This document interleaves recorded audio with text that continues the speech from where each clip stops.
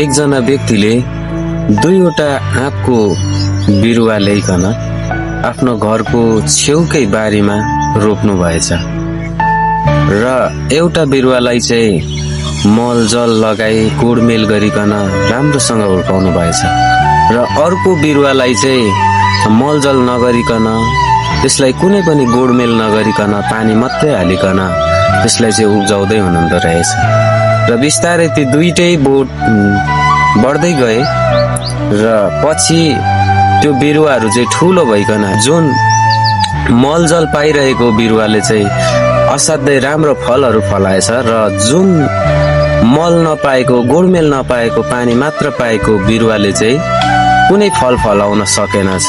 त्यो बढ्न त बढेछ तर त्यसले कुनै फल फलाउन सकेनछ र जुन गोडमेल पाएको बोट बिरुवाले चाहिँ प्रशस्तै मात्रामा फल फलाएछ। प्रियहरू, आज यस कथाबाट हामी के बुझ्छौँ भने जसले चाहिँ सेवा संगति प्रभुको उपस्थितिको कुरामा मन लगाउँछ ऊ चाहिँ त्यस्तो व्यक्ति हो जुन मलजल पाइकन गोडमेल पाइकन प्रशस्तै फल फलाउने बोट र बिरुवा जस्तै हो। अनि जो चाहिँ संगति जाँदैन, जो संगति जान अल्छी गर्दछ अनि सेवा संगतिमा मन लगाउँदैन, ध्यान लगाउँदैन, प्रभुको उपस्थितिको विषयमा बुझ्न चाहँदैन, त्यस व्यक्तिहरू चाहिँ त्यो मल जल नपाएको गोडमेल नपाएको फल नफलाउने बोट जस्तै हो। त्यसकारण आज तपाईहरुलाई म यो कुरा भन्न चाहन्छु कि तपाईहरु संगति जानुहोस्। संगति जानु भनेको चाहिँ प्रभुको उपस्थिति भित्र छिर्नु हो अनि आत्मिक जीवनको कुरालाई चाहिँ अझ गहिरो तरिकाले बुझ्दै अनि उहाँको विश्वासमा अझै गहिरो रूपमा अघि बढ्नु हो र जुन कुराले चाहिँ तपाईलाई अनन्तको घरमा लान्छ। जो संगति जाँदैन तपाईं हाम्रो जीवनमा, यदि हामी संगति जाँदैनौं भने त्यो जीवन चाहिँ रुखो मलजल नभएको एकदमै खल्लोपनले भरिएको जस्तै हो।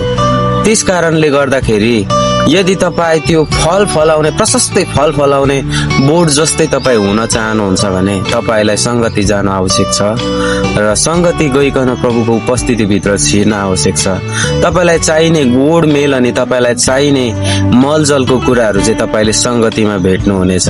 त्यसकारण प्रियहरू, तपाईं हामीले बुझ्नु पर्ने कुरा संगतिमा चाहिँ तपाईं हामीले नजानेका नबुझेका कुराहरू जुन हामीले बुझ्नै पर्ने, हाम्रो जीवनमा आवश्यक पर्ने बुझ्नु पर्ने कुराहरू चाहिँ हामीले त्यहाँ जान्दछौँ।